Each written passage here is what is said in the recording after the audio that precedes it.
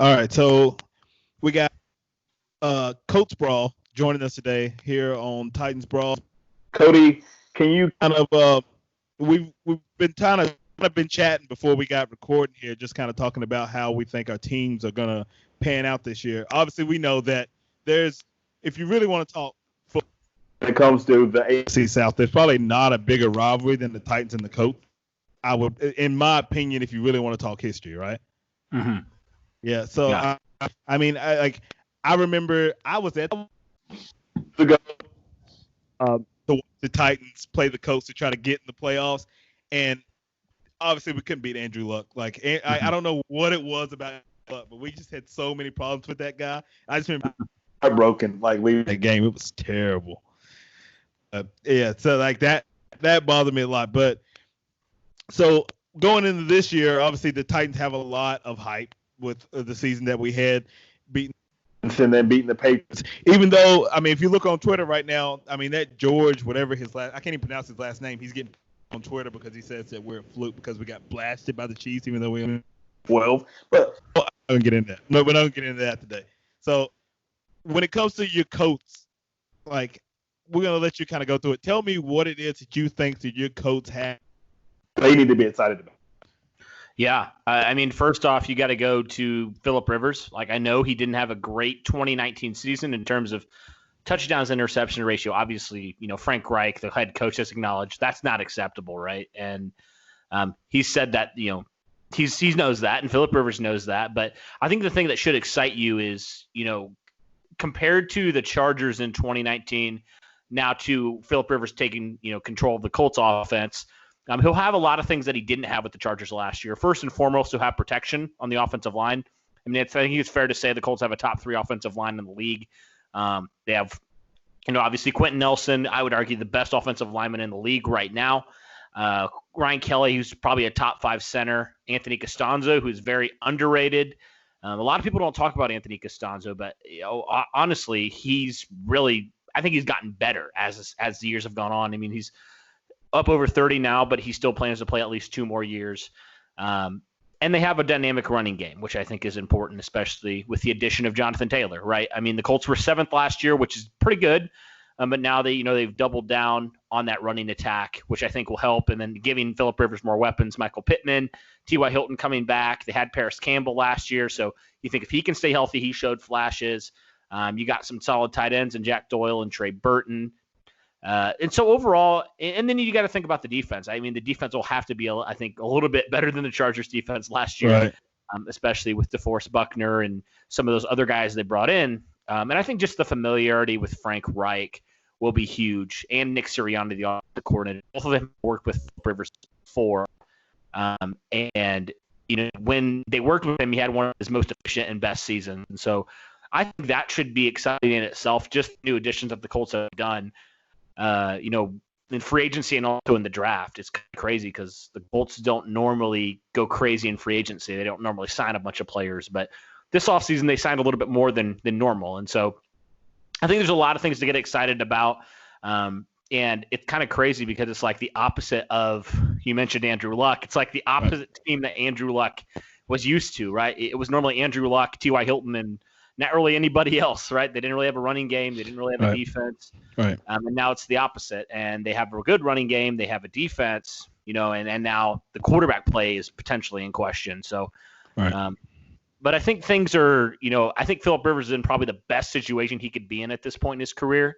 And so that's really all that you can ask for. And, they have a decent backup of Jacoby Brissett. So, they've got depth, which I think is also important. So there's a lot of optimism, honestly. I know a lot of people are kind of saying, well, Phillip Rivers was terrible last year. But honestly, though, I'm not, go back and look at a lot of those interceptions last year. I know there were some dumb plays last year from Phillip Rivers, but like you look at the state that the Chargers were in, right? They were down a lot. They had not a lot of defense. And they're normally trailing in the fourth quarter, right? And so I think the difference is the Colts will most likely not be trailing as much as the Chargers. I think they're more of a well-rounded team than the Chargers were last year, as long as injuries don't play a factor in that. So, I guess to answer your question, I just talked a lot. But there's a lot of optimism all around the team, not just in one position. So Right. Yeah. So I will say this. I've seen, so from what I've seen for you guys when it comes to Phillip Rivers, so a lot of the games that I watched the Chargers in were games where they did a really, really good job last year of getting in a position to where like they come down to like Phillip Rivers trying to win the game on the last drive, and it would always end up in like a late interception or something like that. It would force it. What I do think you guys have is obviously Trey Burton, a tight end that I think is very underrated. And I do think that obviously T.Y. Hilton takes a lot of pressure off of him. I mean, now he did have Keenan Allen, so that was big, and when he was in San Diego, so that was already big. But I think the difference is just because of the fact that like he will have like that Antonio Gates-esque type tight end that's like more athletic than people know. I just feel like it's one of those tight ends that kind of gets slept on when it comes to like athleticism. So I do think it'll bail him out a lot when some of the stuff that like he has to deal with, especially in the red zone. Because when you get in the red zone and those quarterbacks are trying to force it in there, especially when you get a little bit older and you don't have that zing, but you are smart enough to know the plays that need to be played, like you can get bailed out by some of these people. Like I will say that if T.Y. Hilton stays healthy, then it's going to be like the way guys you have. We're going to have some fun for sure. Those 2 weeks that the Titans and do showdown.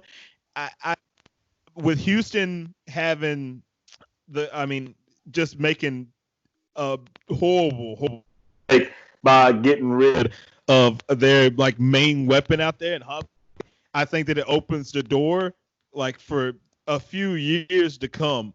Now, I will say that. What do you think that the biggest weakness is? Now, I will talk on the Titans after this. Me and Nick will kind of get on that. But what do you think the weakness is whenever it comes to the Colts? The defense obviously needs to play better. Would you say that that's the biggest question mark? What part of the defense do you think is the biggest question mark you guys have? Yeah, and last year it was undoubtedly the 3 technique, which the Colts went out and they got one of the best 3 techniques in the league in DeForest Buckner, which that obviously helps tremendously. I would say honestly, and I've said this on my other podcasts, I think the cornerback position is going to be the one that determines whether or not the Colts are, one, either looking, at the playoffs from their couch, or 2, in playoff contention. I mean, I think it's that volatile. I think it can go really bad or really good. And, it ultimately comes down to how does Rocky Ya-Sin, the second-year corner, second-round pick last year, how does he continue to develop? Because he played really well at the end of the season. He had some early season struggles, as most rookies do coming into the league. But I think the Colts like his work ethic. They like his toughness. He's continuing to grow into the position. I think I think he's going to play better, and all signs are trending that he will. But the other corner position is where I'm really looking at is Xavier Rhodes. Can he bounce back after 2 kind of forgettable seasons, honestly? I know, crazy enough, if you want to make a joke about the Pro Bowl, Xavier Rhodes was in the Pro Bowl last year, and he had probably his worst season of his career. But, he was an All-Pro a couple years ago in 2017. So I guess the question is, can he get back? I don't even really expect him to get back to the All-Pro form he was in, but can he get back to being a decent corner, alongside Rocky Ya-Sin? I think just that secondary, honestly, is the biggest question mark. Even Malik Hooker. He's kind of been some questions. The Colts didn't pick up his 5th-year option. He's been inconsistent at times, whether that be in his play or also just his health. So I would say, it's definitely the most question marks on this team because there's a lot of youth. There's also some guys that are, will they bounce back after having some rough years last year? So I would definitely say the secondary, and I'm looking more at the corner position and maybe that free safety position as well. Nice. Nick, you got anything you might want to ask about the Colts? Yeah, I was going to see what Cody thought about the rookies they got this year. They had some offensive talent. I was a big fan of Michael Pittman Jr. and actually was kind of hoping the Titans would pick him up. And I think Frank Wright was like glowing about him anytime he was talking about Pittman. So him, and then I thought the pick of Jonathan Taylor was also interesting, considering you guys already have Marlon Mack. And I'm wondering if maybe that's just going to help, lighten the load for Rivers and just have that 2-headed rushing attack and lean on your strengths. Yeah. Definitely. Michael Pittman, I really, that was the position that was most needed, right? Like defensive tackle, 3 technique. I would argue that was probably bigger need going into the offseason as opposed to the wide receiver because, the 3 technique drives that defense. But the wide receiver, I thought, was the biggest need on offense. And so, there's a lot of factors last year why the Colts, they were basically signing guys off the street to play. That's how bad the injury bug was last year. T.Y. Hilton was injured for most of the season. Paris Campbell got injured. Zach Pascal kind of emerged, which I thought will be good. I think he'll probably fight for that number 3, number 4 position, depending how that plays out with Paris Campbell. But Michael Pittman, I thought, was a great selection because he's a bigger body wide receiver. We've seen Phillip Rivers' familiarity and love for those bigger bodies, right? You think Vincent Jackson, you think even Mike Williams most recently, and there's been a lot of comparisons. I think like one of the pro comparisons of Michael Pittman Jr. Was Vincent Jackson, and I think he provides a lot. He's 6'4", 220, so a big body wide receiver, a receiver the Colts have not had in terms of body type. And since I can remember, it's been a long time since they've had a guy that they invested in that highly. So I think he adds a different element to this wide receiver group. And I think he's a good size complement to T.Y. Hilton's game. Because T.Y. Hilton's smaller, he's quicker, good route runner, and Michael Pittman's a good route runner, and he doesn't drop passes either, which I really, really like, especially because it seems like every year the Colts are ranked near the top for drops. It helps that he dropped 5 passes his entire career at USC. It certainly is a good thing. And so Michael Pittman, I really like that selection a lot. I admit, and it kind of looks dumb now, but I wanted Denzel Mims at first. But obviously there were some reasons, and we saw with his shot, I believe it was the Eagles. He just took a shot at the Eagles and said he didn't want to play for them because of their city or whatever. Bad look for him. Yeah, it's bad luck. Yeah. So thankful the Colts didn't select him now. Yeah. Michael Pittman I like a lot. He really provides what the Colts need and what Phillip Rivers needs, just a stable receiver that will catch the football. And then Jonathan Taylor, I was shocked when the Colts took Jonathan Taylor, honestly, because Chris Ballard up to that point, he is not like he shouldn't. I don't know what you guys think about running backs. You guys took Derrick Henry pretty early, but normally it seems like with where the league's trending, running backs are kind of like interchangeable, right? You can find a running back in the 4th round. The Colts found Marlon Mack in the 4th round. He turned into a top 15 running back.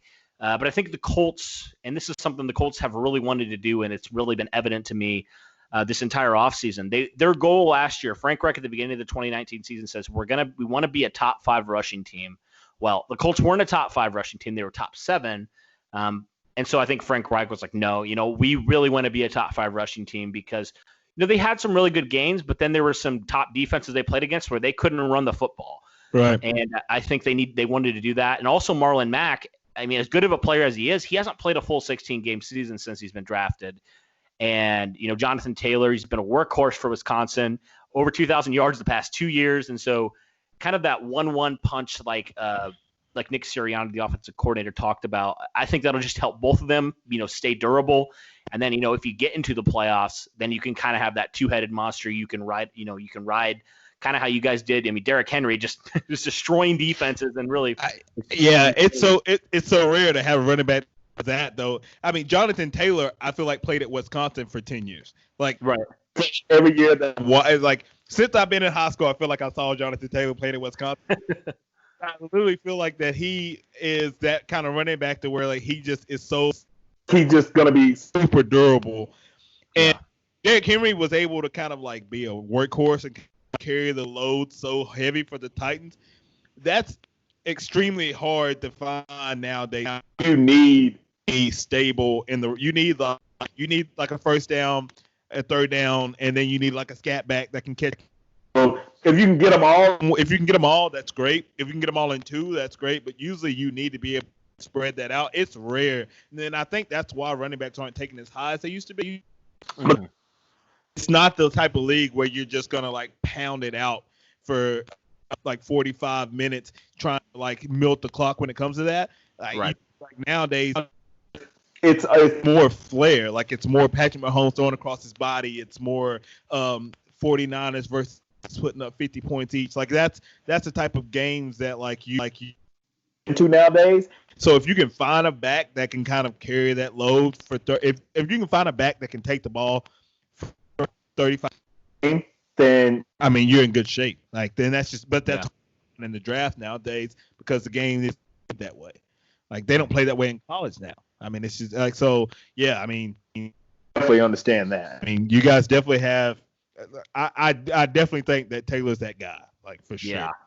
For sure. Yeah, I mean, as good as Marlon Mack has been, I mean, Jonathan Taylor is just a freak athlete. Like Marlon Mack, I kind of looked at it as like he was I don't know he was basically just an athlete that had to learn the game of football. Jonathan Taylor is a running back. Like it's different coming out of Wisconsin as opposed to, where he was from, like some really no-name college.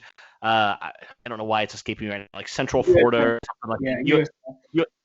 Yeah, USF. So it's completely different. But Marlon Mack's a good player. Like I don't want to discredit Marlon Mack, but I think it just takes your running game to another level. And you mentioned, having different running backs with different kind of fortes. Nyheim Hines is more the receiving scat back we talked about. I think that he is another reason to get excited because he, you looked at Austin Eckler last year. You've looked at Danny Woodhead. You've seen all these running backs that Phillip Rivers has used. I mean, Austin Eckler had like 90 catches last year. And Nyheim Hines, I am very vocal. I think Nyheim Hines has been criminally underused in this Colts offense. I mean, when he gets the ball in his hands, he's electric. And we saw that in that Panthers game last year. He had 2 punt returns for touchdowns when he got the ball in his hands. And so I think Phillip Rivers utilized that a lot. He was the fastest running back coming out of the draft that he was taken. And I think that's going to serve him very well, just having a quarterback like Phillip Rivers, who's very running back friendly. And I think Phillip Rivers just has so many options that he can go to, and I think they're going to help him tremendously. So, yeah, that's kind of my take, I guess, on the running backs. Yeah, I don't know about you, Sam, but I feel like I see Titans fans kind of putting down the Colts and scoffing at some of these projected records we've seen.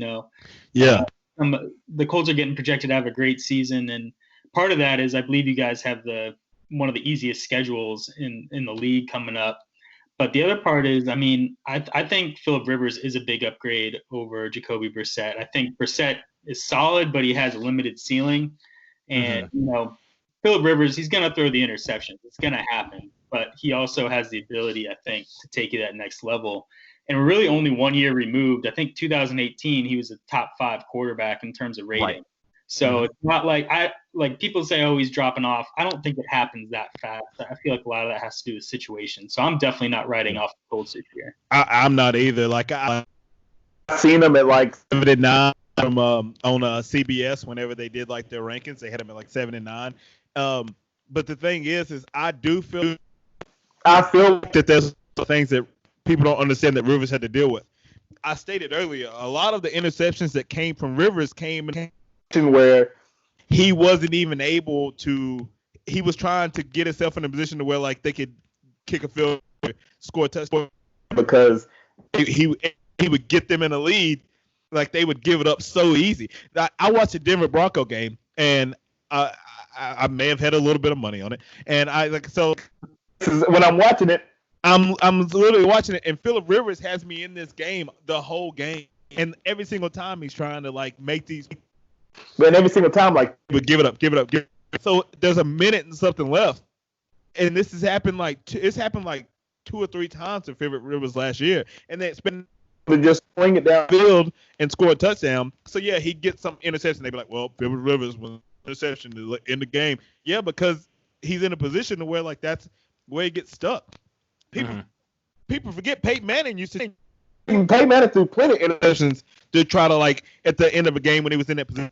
Brett Favre, it was literally just be a gunslinger in that position where you're trying to win. However, certain players like and stuff would win the game more than not. But like I said, all he had was Keenan Allen whenever he was in San Diego. He didn't have they had good running backs, but you can't run the ball when you're down 7 with a minute left. Like it's not how that works. So it's a tough spot. So, like that Phillip Rivers is an upgrade over Brissett, and he is gonna like take that. He's gonna like they're gonna shock in a couple of those games.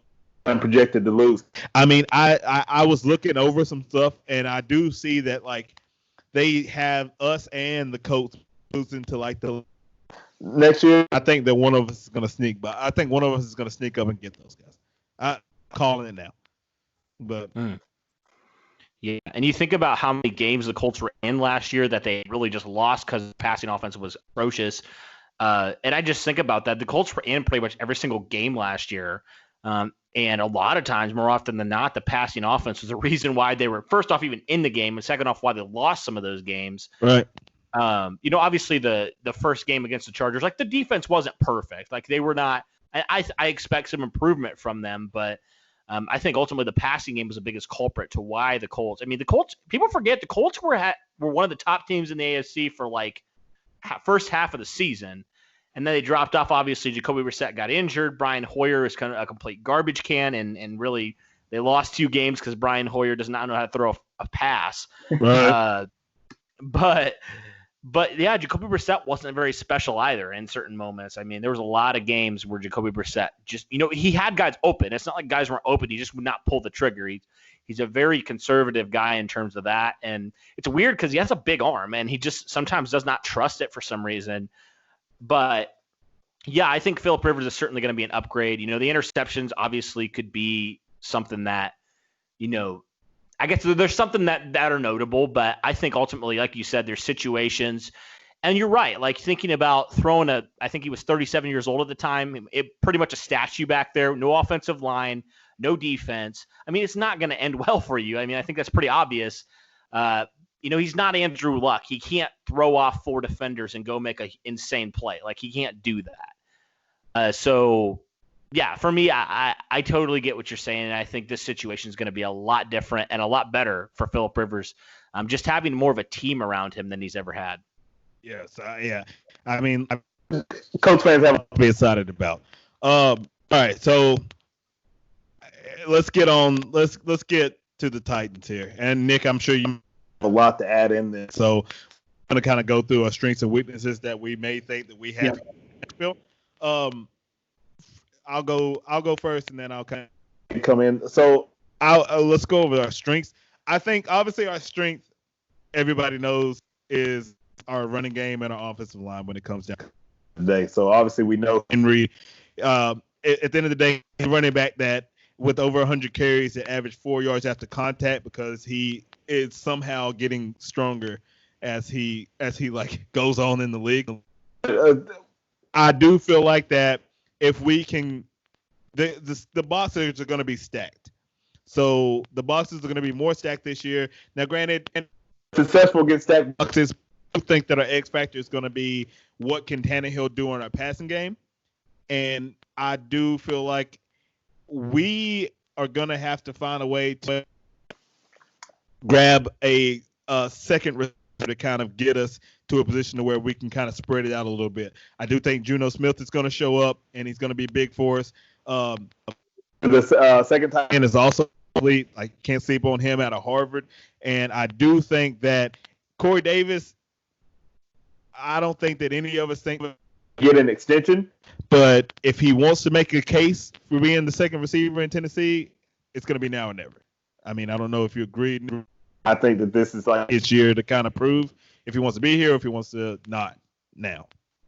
Yeah, and even if he doesn't want to be here, this is a time to prove he deserves a big contract, whether it's here or somewhere else. And I mean, I think he has all the tools to do it. He's a fifth overall for a reason. He just hasn't been able to string it together. And he does a lot of great things. He's an awesome blocking wide receiver, but it was kind of disappointing last year to see him take a step back after he had such a good 2018. And it would be awesome to see him and AJ light it up together. I'm not getting too high hopes. I don't think he's going to be a 1,000-yard receiver, but I'd like to see him, be 800 yards again like he was in 2018, and make an impact that way. And I also like to see Adam Humphries make a difference. I thought he was a great addition out of the slot, and he was pretty much quiet the whole last year outside of a few big plays. Right.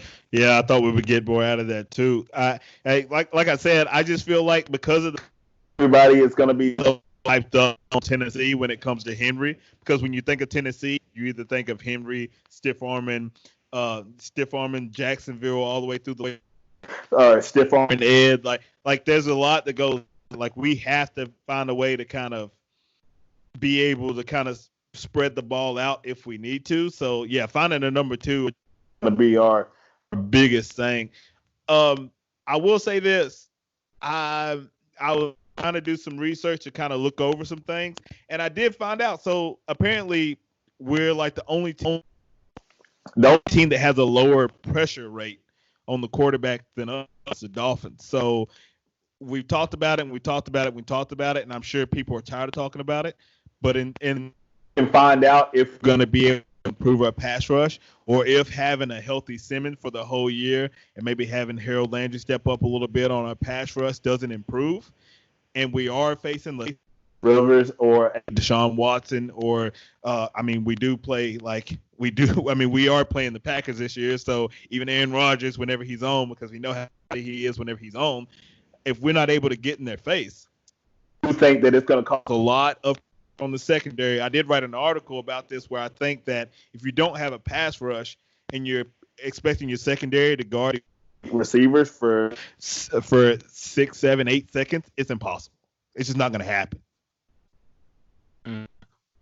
So I mean, I think we saw that in the Kansas City game, especially. Like, you can't let Patrick Mahomes drop back against a 3-man rush and assume he's not. It doesn't matter how good your secondary is; he's going to find a way to complete a pass eventually, especially with as athletic as he is. And Dean Pease, after the season, said that Harold Landry played too many snaps, and you could see it. I was rewatching the Chiefs game, and he was gassed.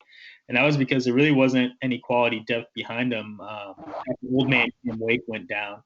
And we added Vic Beasley, and I'm not a huge Vic Beasley guy. I mean, he's had a couple huge seasons. I just don't think he provides a consistent pass rush. So I'm still, got my hopes up for somehow snatching Clowney out of free agency, because I think that would really take the pass rush over the top. But right. now I think there's still definite questions there. Yeah, I mean, so Beasley. So I looked at ranked 33rd out of 34 when it comes to edge rushers, when it comes to getting pressure last year. So it's not a lock. So I mean, we still have work to do with it. I don't know, and I do hate, because I still in my heart of heart believe that if it wasn't for like the whole pandemic, that I feel like that if Clowney was able to travel, we would have got this locked down. Especially with it being like the time for it and them talking about it, and the way J-Rob talks about it, it literally just sounds like, if I can get him here and I can check him out, then we'll make it happen. But I don't know what we do. Send somebody, drive somebody to him if we have. Yeah, just make it happen, please, because we need it to happen. And Cody, wasn't there some rumors about the Colts looking into Clowney at some point? Or is that still an option, you think? You've got the cap room, I think, to make it happen if you want. But hey, back off, Cody. Yeah, that would be ridiculous. I don't really think it's an option, honestly, realistic option. Well, first off, you just traded for DeForest Buckner, and he made him like one of the highest paid defensive players in the league. Yeah. And then also, I just think that the Colts want to, give more of their – they've invested a decent amount of capital into some edge rushing guys. Last year, they drafted Ben Banogu in the second round. The year before, Kemoko Toure. He was really turning it on at the start of the season, and then he got injured. And so I think the Colts want to see what they got in some of those guys. And I think, Clowney is going to demand a lot of money.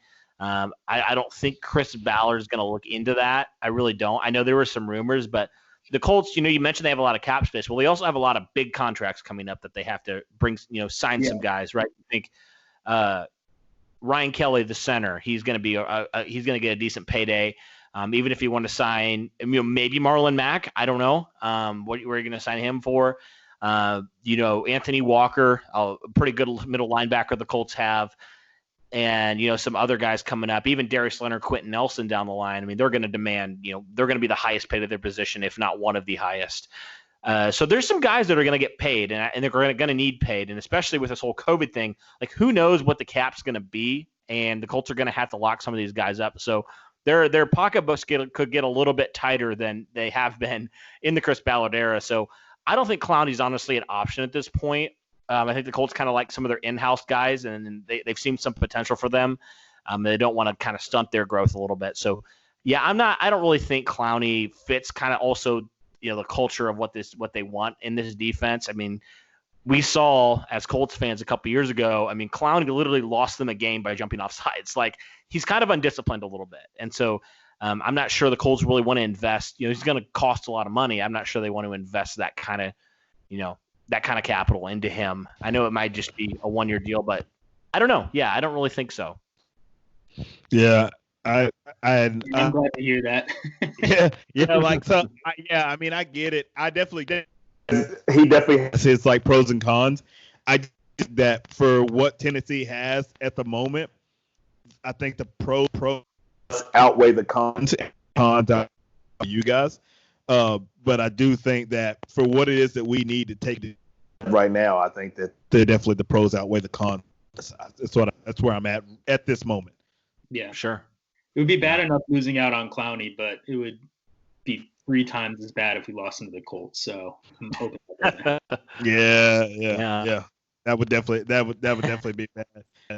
I mean, I don't think maybe Jacksonville, but no, I mean, here, let me ask you guys a question. You guys can both kind of touch on this. So there's a lot of uncertainty right now. We don't know what's going to happen when it comes to this NFL season, when it comes to us as fans, us as like podcasting about these teams that we love so much. And we don't even know if we're going to be able to go and physically support them.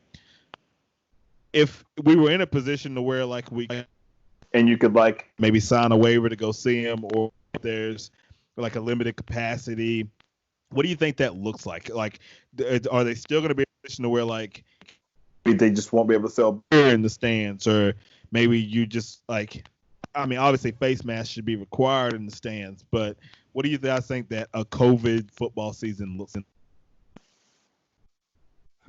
Ooh. I don't know if Cody has an answer to that. I would just say it's going to be kind of a sad sight, and it's going to be weird even from a viewer standpoint. They're talking about roping off the first few rows and just having, basically advertisements there. So even watching the game, you're not going to see the fans, and that furthers the fans from the players. I think Baltimore released their schedule, like what they might do, and they said like at a max have 14,000 fans in the stadium, so that's about a fourth of their capacity. I would reckon. Man, that kind of takes away from the whole game atmosphere, and that's going to be a huge decrease to home advantages. It's still going to benefit the teams, but that's going to make a little more even playing field going forward. And one thing that could affect that home advantage is I saw that they're proposing that teams could even fly in and out on the same day, which would make for a pretty quick turnaround for a team to fly in that morning, go play a game and fly out, and having to be up early in that morning and go through that whole process of traveling. That could provide some sort of home advantage, but it's just so up in the air, and I'm kind of in the point now where I don't think anybody really knows what they're going to do. They're all just kind of waiting and seeing what happens these next few weeks. All right. What do you think? Yeah. I was just pulling up because I know the Colts had just kind of announced, kind of some of their changes for the game day experience. Modified preseason schedule, obviously, that's something that's already happened. Reduced stadium capacity. They're apparently going to put tarps over the first 8 rows. They're going to, even with like getting food and beverages, like they're going to do stuff that limits, person-to-person contact. So whatever that looks like, they're going to do that. Face coverings, obviously, non-essential personnel on the playing field. So those are just a few of the things that the Colts are going to do.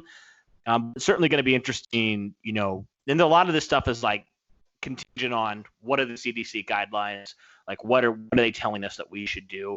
But that's kind of their plan right now, and it's kind of some of that stuff's a little bit up in the air. It's like, well, whatever we're supposed to do, we're going to do it.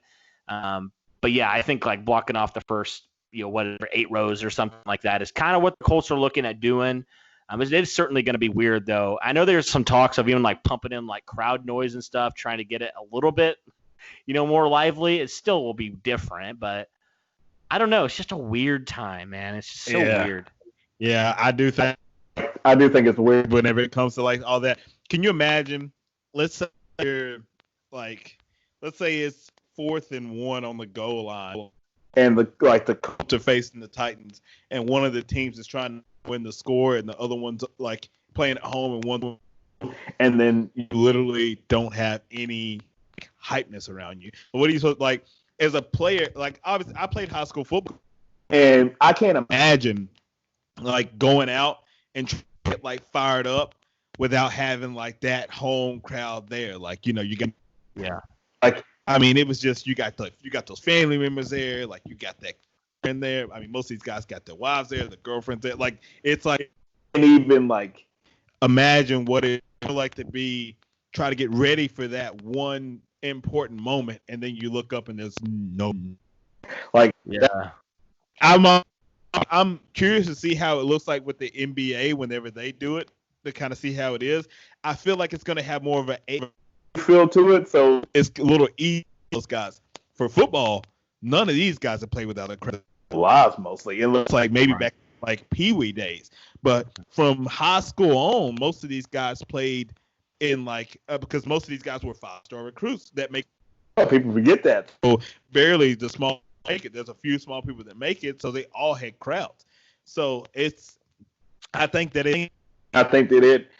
with the whole COVID situation, I do feel like that it's gonna make a difference with how people are able to prepare. And so I ask you guys this: it comes with thing with how they prepare. So I didn't think that they were gonna have any preseason games. I thought that they canceled those other two. Do you think because of the lack of preparation that we're going to be able to have for it, that like those first couple weeks, we're just going to see a lot of penalties and a lot of happiness? Yeah, certainly probably will be. That's something I thought about even with like the rookies. Like that's going to be hard. I feel like it's going to take a lot more time for them to adjust to the game. And that's why I even like thinking about, you know, I know that there was a lot of options that the Colts could go at quarterback, but thinking even now, with the Colts signing Philip Rivers, I mean, he already knows 85% of the playbook, which I think is huge. And I think that was a great decision by the Colts now thinking about it, especially considering the circumstances. But, yeah, I think there certainly will be. I think it'll certainly serve the defense better, honestly, I feel like, because, you know, especially if there's a new quarterback, I guess. It'll probably serve that defense better. But, yeah, it's just going to be odd. It's going to look like preseason games, you know, like regular season games looking like preseason games. Maybe even worse than that. I don't know. Yeah. I don't know how that's going to work out. What do you think, Nick? Yeah, I think it's going to be super sloppy. And I do think that the rookies are the ones who are going to struggle the most. I'll probably be steering away from them in terms of fantasy football a little bit because I think it's going to take, 4 weeks for them to get up and running properly. And kind of like the Colts, I think the Titans did a good job of prepping, adding veterans in there. We drafted Isaiah Wilson, but we have Dennis Kelly. It would be really hard for Isaiah Wilson probably to come in and start at right tackle on this shortened schedule, but we have Dennis Kelly who knows the offense and slide right in there and do a good job. And we also added Jonathan Joseph, who's familiar with Vrabel's defense and can help fill in for Logan Ryan while Christian Fulton, gets up to speed. Yeah, I think that's big. I do think that. I think that a lot of teams that have veterans and a lot of teams that didn't have a lot of turnover when it comes to players will have some kind of like chemistry to help them along through that weird and really like unorthodox, because everybody's going to be trying to get their foot under them. I think that'll be huge when it comes to that. Mm-hmm. I mean, I will say this. Because of the fact that teams haven't been able to train as much as they really should, that we don't have an increase in injuries, because a lot of people play like leads to injuries when offensive tackles that are something pounds and bigger out of shape, when they're blocking, they get a little high. That's when those knees get locked, and that's when the ACLs tear, and that's when all contributes to that. And it's really hard for that haven't played the game or haven't been a part of that. It's hard for them to kind of understand that. So, but you don't. Oh well, I understand they all want the season.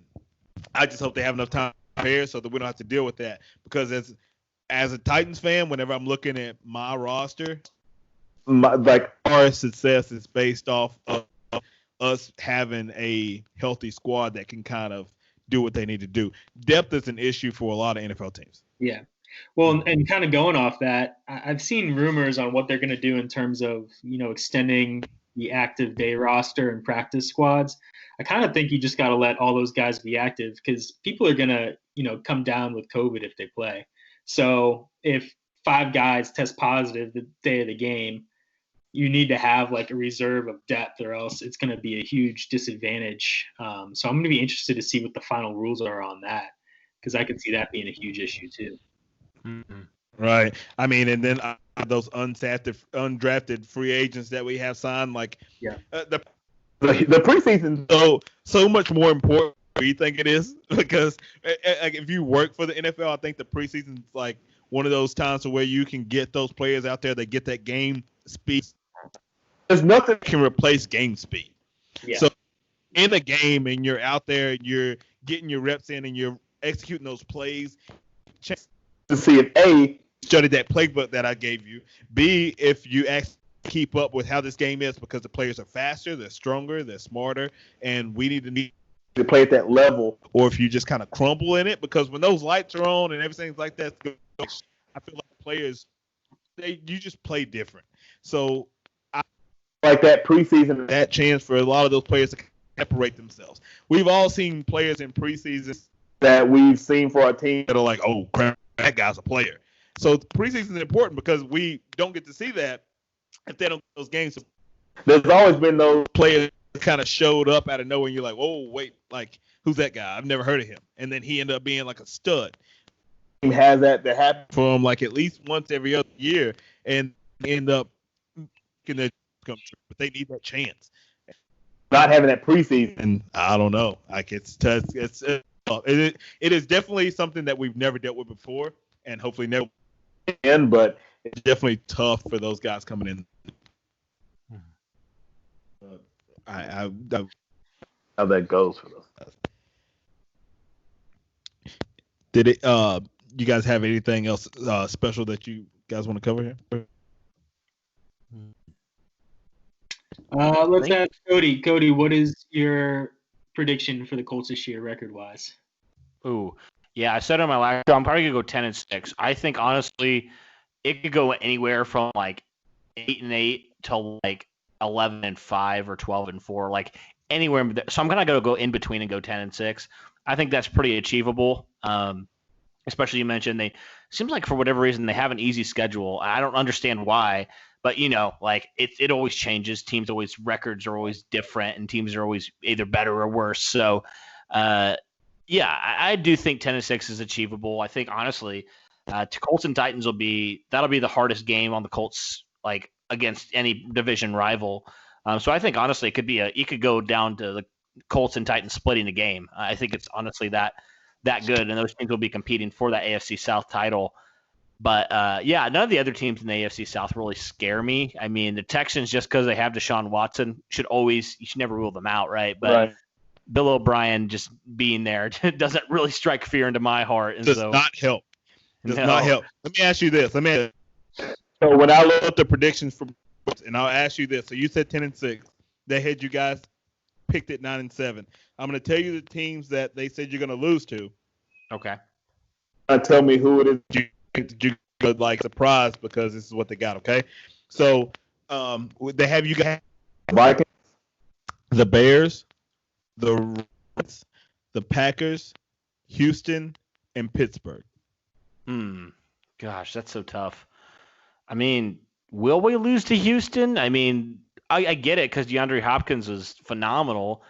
I don't really think we're going to lose to Houston. I really don't. And I honestly think, now that I think about it, I think there's another game that they could lose, and then there's a game they're going to win. I honestly think they're going to beat one of those better teams. I think they have a good chance against like the Packers, for example. I think they could even beat the Vikings. I mean, it's at home. They could beat the Vikings. I think one of those teams are going to surprise and they're going to upset. I really do. I said it earlier. I think one of us is going to beat the Vikings, and maybe one of us will beat the Packers because. So. All right, so you think you guys can surprise and beat? That means you guys have to beat Houston twice. You think you can beat them twice? I mean, yeah. I mean, we did it when they had DeAndre Hopkins for years and years. So if Phillip Rivers goes back to his form, I think we can. There you go. So that means that you'll beat Houston twice and that you'll surprise maybe the Vikings or the. All right, Nick. So you can go through this. So they have us at 10-6. They have us to the Packers, the Colts once, Ravens, Bills, Vikings. I'm not too scared of the Packers, really. Me either. Me, that's exactly the same team I was thinking. I'm sorry. I mean, Aaron Rodgers is still Aaron Rodgers, but he's not in his prime anymore. I think he's kind of coasting on his name a little bit. Never write him off, but I don't know. That offense I think their defense is better than their offense if we're being truthful there. That is very truthful. They arguably had the worst draft this season. Everybody was just ripping on their selection. I think Oh my God. so I don't think they really got any better. So yeah, I definitely think we have a good shot against the Packers. Right. They were trying to put Aaron Rodgers out the pasture with that Jordan Love pick, and they'll never say it. Yeah. Like, they'll never say it. Yeah, he's gonna be grumpy all year now. I'll say this. I think that there is a chance. Obviously, the Packers. I was going to say there's a chance that we can upset. I don't know if he's even Upset. I think we can beat the Bills. I think that until I see what Allen's going to do in his second year, it's not fair to say that the Bills are going to beat us. That's not. like. I'm sorry. I'm not gonna like with the way that we play football and it's so physical. I don't think that that's the type of game. The reason that the Bills To beat us is because of the fact that he left New England and they think the Bills are going to win the AFC East, so they have them running through us. That's not right. Yeah, I will say this though, those Bills-Titans game. This is like the third year in a row we've played them. I think I feel like we've played them consecutively the past 2 seasons, and they're like the most boring games to watch. They're always like it's always like bad weather, 13-10. Yep. And just Oh. games, and they would be sad seeing them on the schedule again. This year. And Yeah. I'm predicting another like 16-13 slugfest. Yeah. I'm excited for it. I just think that we can come out on top. More rugged than they are. We might. Yeah. 10-6 is respectable. Obviously, I'd like to go 11-5, but 10-6 is respectable. They used to say 10 and you're in, so I'm not mad about it. If we get in, we already show what can happen. If this over under is right on the Titans that this CBS announcer picked when it comes to 8-5, if that over under is, I literally probably put whole year salary on it. Like that's just bananas. But we'll see what happens when it comes to that. But that's what both our teams are. So everybody can book this and bookmark it that he thinks that they're going to find a way, they're going to beat Houston, and they may upset the Vikings. Yeah. I mean, like I don't know why people are hyping up Houston still. Like, I'm literally not scared of Houston at all. Like, we've figured out ways to slow down Deshaun Watson at this point, right? Like, we figured him out enough, and now he doesn't have really any receivers that scare you. Like, I'm not really – and their defense is not good. Like, they lost their entire defensive line this last year. So, I'm not really scared of Houston at all. Besides Deshaun Watson, if you can slow him down, like, yeah, Houston's not that good. Really. Right. I mean that's fair. I mean that's definitely fair. I mean, Nick, they don't have us. They have us beating Houston both times. Right. Yeah. That makes me scared. I feel like Deshaun can always pull one out. Like Right. I feel like that's usually a split. I'm not scared of Pittsburgh really either. I think their quarterback position is still kind of. We don't know what Big Ben's going to be when he comes back, and if he can't play, if he gets hurt again or he's out, they were kind of held back by the QB position last year. Right. I mean, I can tell you the only reason they have Pittsburgh is because we literally it didn't get close to stopping Juju Smith-Schuster last time. And that was preseason. But, like, it was not even close. We could guard him whatsoever. But that changes if we get pressure on the quarterback. The Tennessee Titans have to get pressure on the quarterback. If you pressure Big Ben, I'm telling you. That's the thing. That's the thing. The funny thing is I don't know. Like, and I hate the fact that like I'm not gonna bat the fact that like they have us losing against the Ravens because I feel like that's one of those games that'll be so hyped up that we will lose it. but But we could come back and like the play make that kind of stuff happen. I'd rather lose in the regular season and get them in the playoffs or something like that. Yeah.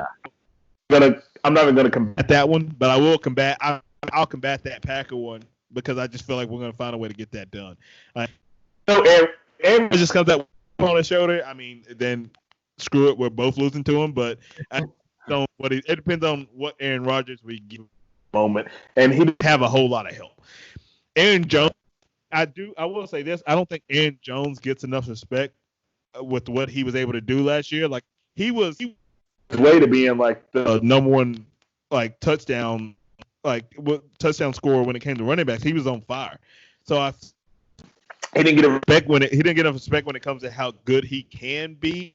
But I don't know. I'm just saying that defense can give points, and I feel like we can get that done against them. So I also feel like the Colts can get that done against them. I feel like the AFC South is between it's gonna be between the Colts and the Titans unless Houston has something that we just don't know about, which I don't think they do. I'd be more than happy to talk to Houston and hear about it, but I'm just saying, like right now, from what it looks like, I just don't see them. I haven't seen that they did so implode when it comes to Bill O'Brien whenever it comes to the things that he's done. When it's like he's in the news for the wrong reasons, and just trading away the team for like scrap. So that's how I feel about it. But we'll see. I mean, it's already going to be interesting enough with everything going on, but we'll see how it goes.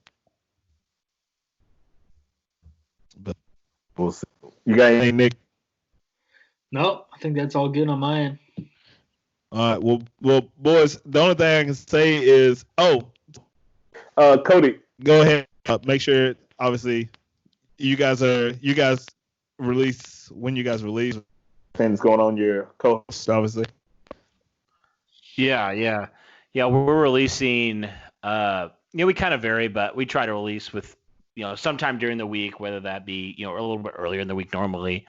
It kind of depends, but yeah, you can find us all on Colts Brawl, and you can find me at CPFoger55 on Twitter. And yeah, I love to just talk Colts, and if there's any Colts fans listening, be sure to follow me on there because I love talking that stuff with you guys and getting ready for the season. And hopefully, it's going to look a little bit different, but hoping for a successful season after kind of a disappointing one last year.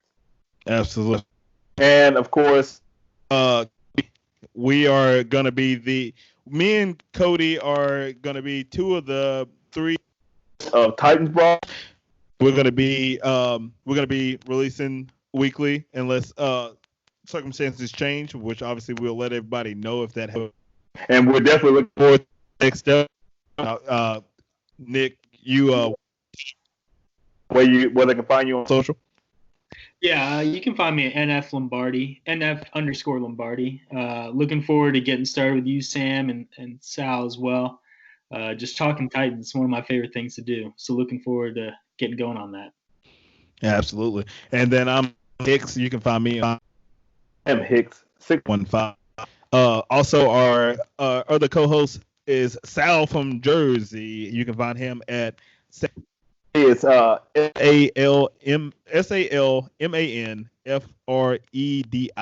and Manfredi. That's what he said. So you can make sure you find him on Twitter as well. You also make sure to follow at Colts Brawl and follow at Titans Brawl because we'll be releasing content all season, and we hope that we have a full and we can get this COVID thing under control. And we can actually see our teams produce because we are both going to be the Pack. That is the plan. Guys, it has been an absolute pleasure record with you. Meet up. I'm looking forward to being able to do some more work with Nick and Sal and doing some collaborating with Cody and other co-hosts. We all get. I look forward to the trash talk. Can't wait. I promise you that there will be plenty of it. We'll get our socials involved. We'll make sure that is it'll be as friendly but as competitive as possible. Unless we blow you out, then I'm going to talk a lot of smack. Likewise. Yeah. So that is how that goes. You guys have anything else for the people here? No, just thanks, Cody, for coming on. Good luck this year, but not too much luck. I wouldn't mind seeing another 7-9 season out of you guys next year. Yeah, I wouldn't mind knocking you guys out of the playoffs again. That'd be nice. Listen, let me tell you something. My heart nor my blood pressure can take another one of those games. I promise you, I will not be. That happens. I will fan, and that's the way I'm going to go out because I cannot take the Colts knocking me out of the playoffs again. Y'all need to sign Blaine Gabbert to a Patrick Mahomes-like deal. So for the next 10 years, that'd be nice. Yeah, that's what we. Oh my God!